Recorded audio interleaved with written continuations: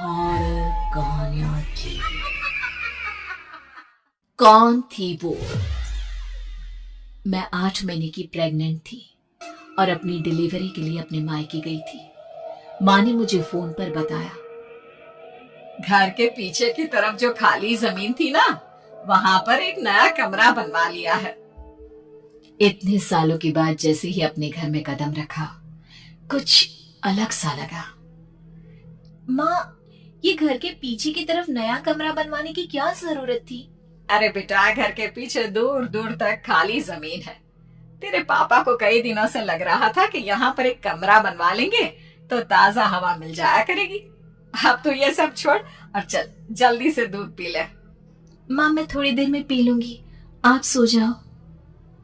मैंने दूध का गिलास उठाकर उस खिड़की में रख दिया। पता नहीं कब आंख लग गई। अचानक से खिड़की के पल्लों के खड़कने की तेज आवाज आई। दूध का गिलास धड़ाम से जमीन पर आ गिरा। जमीन पर गिरते ही दूध का रंग लाल हो चुका था। मैंने खिड़की से झांक कर बाहर देखा। चारों तरफ धुंध अंधेरा था। उस अंधेरे की तरफ से कुछ आवाजें आ रही थी, जैसे छोटे बच्चे आपस में खिलखिलाकर मस्ती कर रहे हो।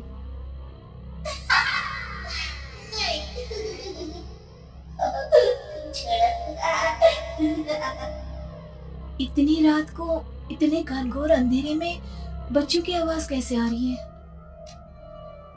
घड़ी में वक्त देखा तो ठीक 12 बजे थे। देखकर मैं सन्न रह गई। बुरी आत्माओं और भूतों की कई कहानियां मैं सुन चुकी थी। वक्त भी कुछ ऐसा ही था। ऊपर से मैं प्रेग्नेंट। सुना था कि ऐसे वक्त में अक्सर बुरी आत्माएं औरतों का पीछा करती हैं। तो क्या मेरे पीछे भी? पसीने से तरबतर बड़ी मुश्किल से, जिसे कांपते हाथों से मैंने उस खिड़की को बंद किया। जल्दी से जल्दी उस कमरे से बाहर निकलकर माँ के पास जाने के बारे में सोचा, लेकिन जैसे ही दरवाजे की तरफ पलटी, लगा कोई साया हवा की स्पीड से दरवाजे के सामने से गुजर गया। मेरे गले में अटक कर रह गई। मैं जोर से चीख कर माँ को बुलाना चाहती थी, लेकिन वो आवाज खुद मेरे कानों तक नहीं पहुंच पा रही थी। तो माँ तक कैसे पहुंचती? खिड़की के पल्ले एक बार फिर तेज हवा में झुकने से धड़ाम करके गिर गए और पूरी ताकत से मैं चीख पड़ी। जानती थी मेरी चीख की आवाज सुनकर कुछ ही सेकंड में माँ वहां पहुंच जाएगी, लेकिन ऐसा कुछ हुआ ही नहीं। मेरा कलेजा डर के मारे फटा जा रहा था। आखिर माँ ने मेरी आवाज क्यों नहीं सुनी? इतनी गहरी नींद में तो माँ कभी नहीं सोती। ठीक पीछे खुली हुई वो खिड़की। मुझ में इतनी ताकत नहीं बची थी कि मैं पलटकर उस तरफ देख भी सकूं। हवा का एक सनसनाता हुआ झोंका उसी वक्त मेरे कानों से आकर टकराया। लगा जैसे किसी ने दबी हुई आवाज में धीरे से मुझसे कहा, चली जाओ यहाँ से। मैंने दोनों हाथ अपने कानों पर रख लिए और एक बार फिर ताकत लगाकर जोर से चीखने की कोशिश की। माँ! पापा! मेरी आवाज उस कमरे की दीवारों से टकराकर वापस मुझे ही सुनाई दे रही थी। जितनी ताकत के साथ मैंने चीखने की कोशिश की थी, कुछ ही देर बाद इससे कहीं ज्यादा तेज और दर्दनाक चीख मुझे सुनाई देने लगी।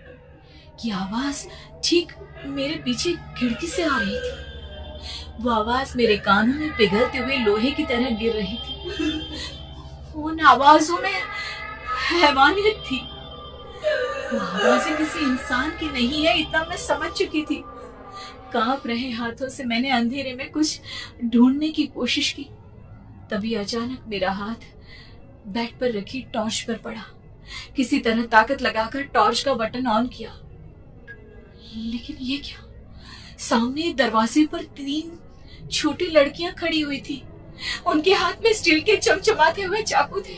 मैं घबराकर लड़खड़ाई और पीछे की तरफ हटी, लेकिन तब तक वो मेरे पास आ चुकी थी। उनकी गर्दन टेढ़ी थी और उनके हाथों के वो चाकू मेरे पेट को निशाना बनाने को तैयार।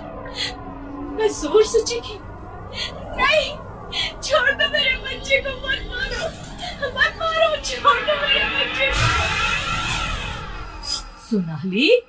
सोनाली, क्या हुआ बेटा? तू इतनी डरी हुई क्यों है? उठ बेटा, क्या हुआ?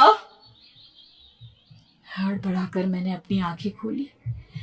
देखा तो दिन निकल आया था। माँ मुझे जगा रही थी।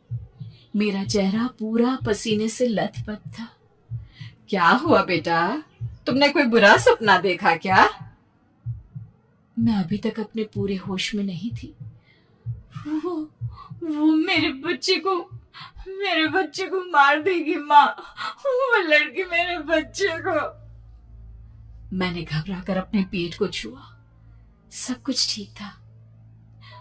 और वो दूध जो रात को यहाँ पर गिर गया था, उसका रंग लाल हो गया था। माँ ने हंसते हुए दूध का गिलास मुझे दिखाया। तुमने दूध पिया ही नहीं, पूरा का पूरा ऐसे ही रखा हुआ है। तुमसे कहा था ना सोनाली, सेहत के लिए लापरवाही ठीक नहीं बेटा। लेकिन मैंने तो सब कुछ अपनी खुली आंखों से देखा था। ये सपना कैसे हो सकता है?